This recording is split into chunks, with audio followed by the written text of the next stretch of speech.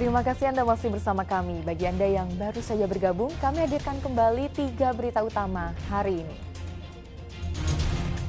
Memasuki hari ke-19, kebakaran TPA Sarimukti Bandung Barat belum juga padam. Hanya karena saling ejek, 3 pelajar nekat kejar pelajar lain sambil mengacungkan senjata tajam di Kota Bogor. Hindari operasi zebra, pengemudi motor di Garut lewati lapangan kosong yang berada di sisi jalan raya.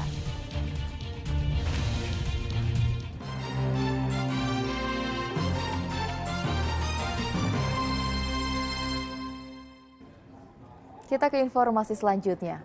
Memasuki hari ke-19, kebakaran TPA Sarimukti Bandung Barat belum juga padam. Bahkan titik api kembali muncul. Upaya pemadaman melalui udara pun kembali dilakukan.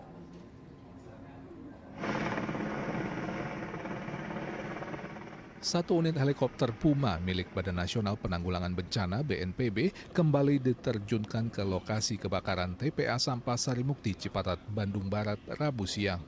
Upaya pemadaman melalui udara kembali dilakukan setelah sehari sebelumnya sempat dihentikan. Karena setelah 19 hari terbakar, sejumlah titik api kembali bermunculan termasuk di zona 1 yang awalnya sudah sepenuhnya padam.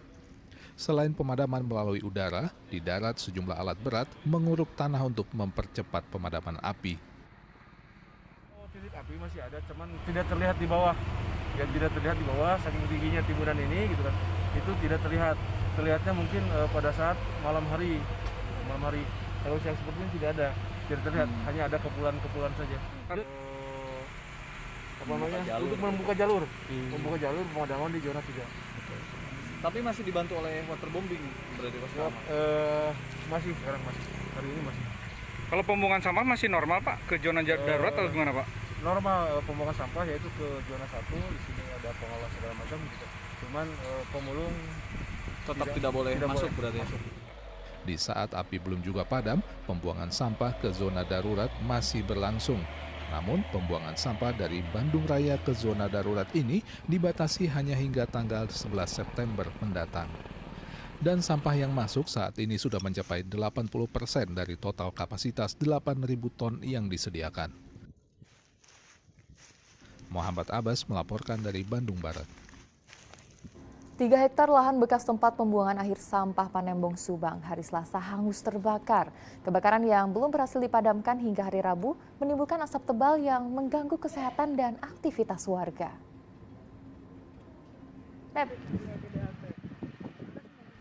Petugas gabungan BPBD, Damkar, Tagana bersama aparat kepolisian dan TNI serta PMI terus berupaya memadamkan kebakaran yang melahap lahan bekas tempat pembuangan akhir sampah Panembong, Subang.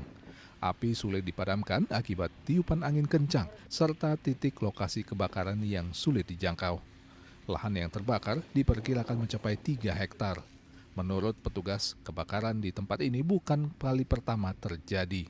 Petugas menduga kebakaran dipicu orang yang sengaja membakar sisa tumpukan sampah agar mudah mencari barang bekas. Ini udah 4 kali kejadian dalam tahun ini. Iya, dalam bulan-bulan ini. Sampahnya juga ini bekas yang udah lama, jadi kering. Sehingga cepat menimbulkan api. Di bawah ada gas metan yang mudah kebakar. Untuk penyebab ini masih kita pelajari ya, dan bahwa untuk penyebab ini menurut keterangan saksi ini tiba-tiba muncul api. Hingga hari Rabu, petugas gabungan masih berupaya memadamkan api.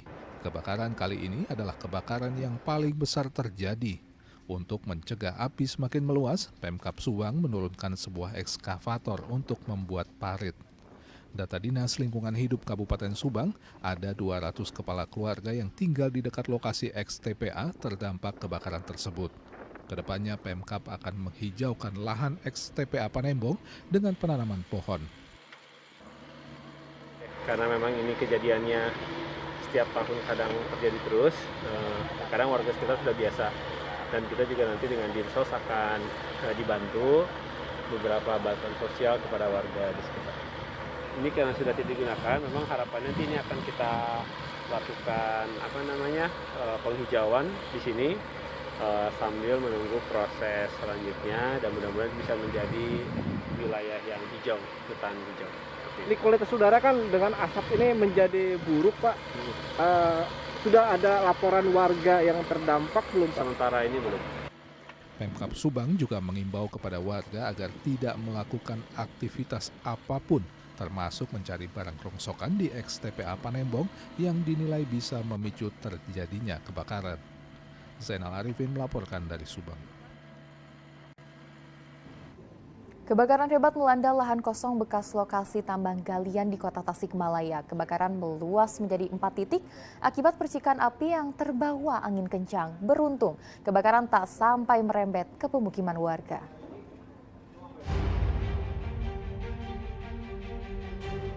Lahan gambut bekas lokasi tambang galian C di Kampung Gunung Maremeh, Kelurahan Cibuni Gelis, Kecamatan Bungur Sari, Kota Tasikmalaya terbakar.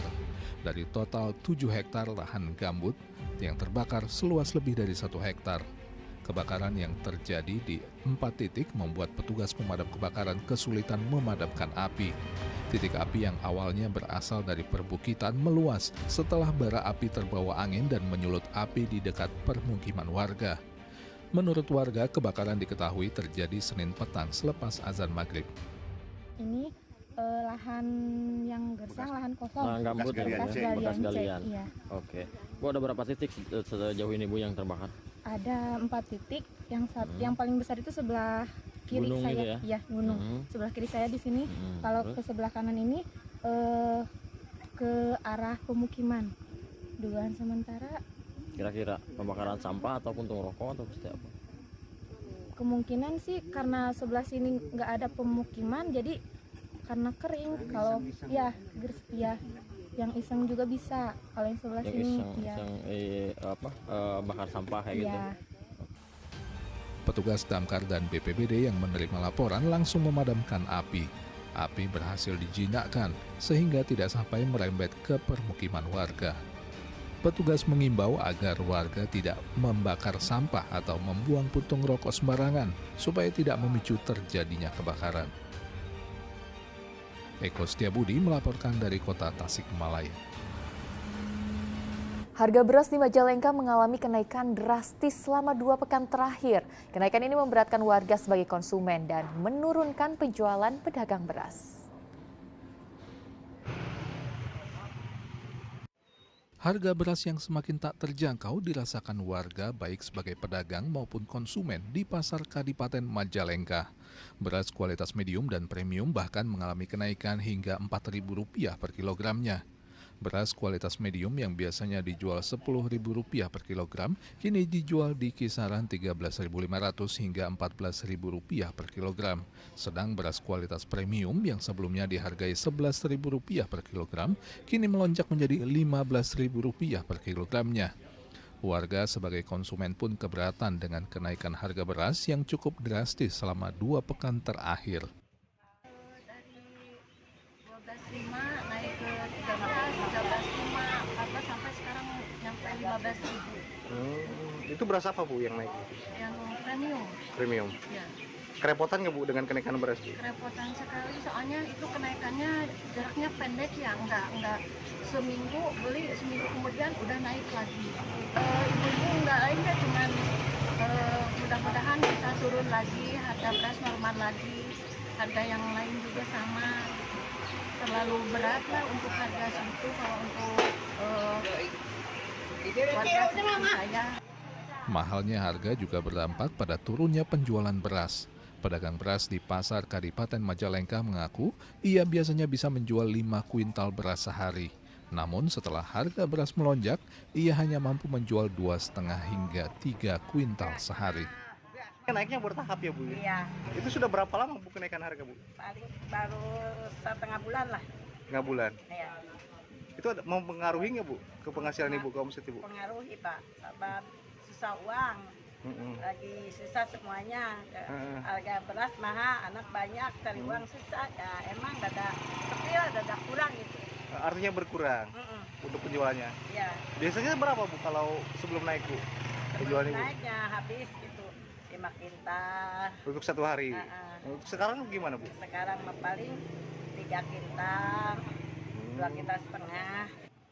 Mahalnya harga beras terjadi karena banyaknya petani yang gagal panen dan tidak menanam padi saat musim kemarau.